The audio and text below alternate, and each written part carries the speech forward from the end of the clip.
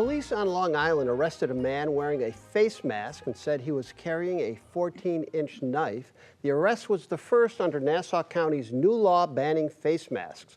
The law was passed after many pro-Palestinian protesters wore masks to hide their identity.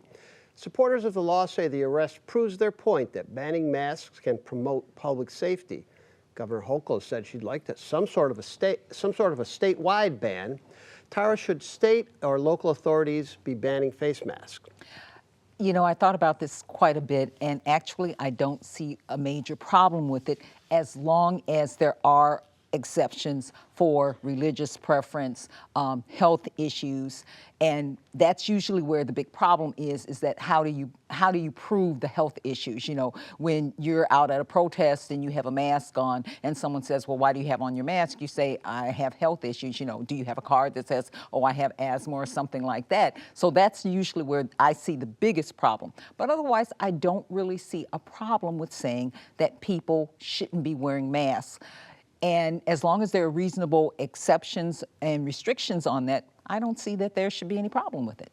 Jennifer? I don't know. I personally find the idea that, especially in the context of public speech, in the public sphere where people are engaging in peaceful protest, I think there are contexts and situations where it is understandable that people would choose to hide their facial identities because of the kind of speech that they're enacting. I don't believe that people should be using masks when they're engaging in crimes, but that's a different situation. And if I understand correctly, that was really the function of that legislation, was initiated because of public protest. And I think that's a huge problem. You're suggesting you think it might chill civil disobedience if people want to go out and protest about whatever? Absolutely. I mean, it basically says you are now engaging in a criminal act if you wear some kind of face-hiding material when you engage in free speech. And I think that's a huge problem. There's clearly a tension here between competing needs. One is for people to be held accountable for their actions, and second,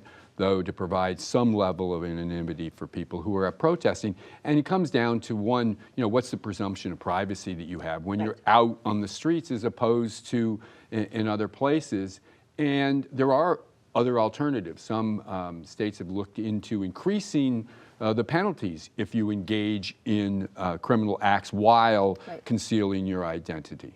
So in this particular case, I mean, the guy that was arrested, police said he had a knife, and they stopped him, and the suspicious activity that he was engaging in was simply wearing the mask. So, Michael, does it give police maybe too much authority to stop somebody on a pretext for stopping someone, let's put it that way? Like most things in law enforcement, it's going to be subjective. They're going to pick and choose who they stop and don't stop. But I think along the lines of Tara, in terms of the exceptions for religious, cultural, and medical use, how do you enforce these ideas? Do you put it on a real ID? Do you have them wear an armband? Do you have them wear a wristband? I mean, it's like ideological political theater bordering on the ridiculous and the absurd. It's almost Kafka-esque to some degree, right?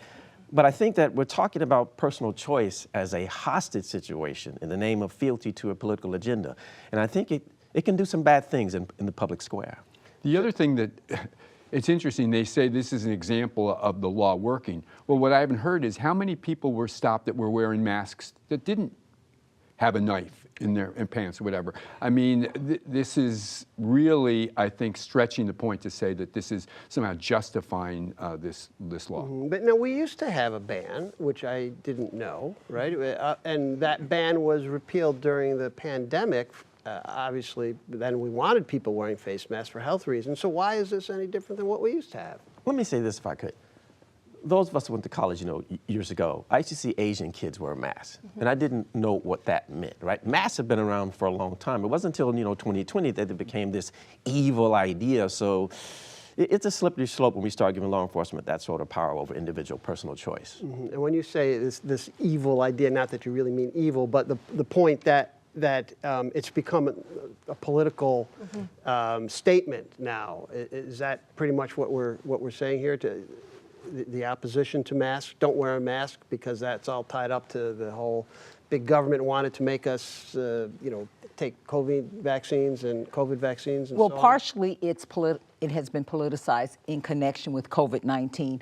And, you're quite correct, big government is forcing us to wear masks. But it's also become politicized because it's become very connected in the ongoing fight between Israel and the Palestinians. And according to the reports, and this was something I haven't extensively researched, it's mainly pro-Palestinian protesters who are wearing the masks. Now, everything I've read so far doesn't say that there were any pro-Israeli protesters wearing masks. I'm not saying there weren't, it just doesn't say. And I'm wondering if even that is problematic in this discussion. Is anyone paying attention? Is it just the pro-Palestinian protesters, or are there pro-Israeli protesters who are wearing masks as well? But certainly that is a big part of the politicization of this. And that's one of the sort of anti-civil liberties arguments, is this is now about the political, not about the criminality. Mm-hmm. So if you're out there protesting, you're trying to make a point. I mean, isn't part of making that point being visible? Well, you'd have to ask the Knights of the Ku Klux Klan that question in 1866. But I think when we talk about the word evil, taking away personal choice for some people is considered evil. Well, and I think there's also this idea that somehow we must always be identified in our public speech. If that were true, then we would be passing laws that require everybody to sign any social media post with some kind of ID that ties themselves to their messaging online. And voting. So how is that different? Take the example of voting. The presumption that no one should know who you vote for other than yourself. And so that's very important, I think. Mm-hmm. So we have a First Amendment issue. I think so, yeah.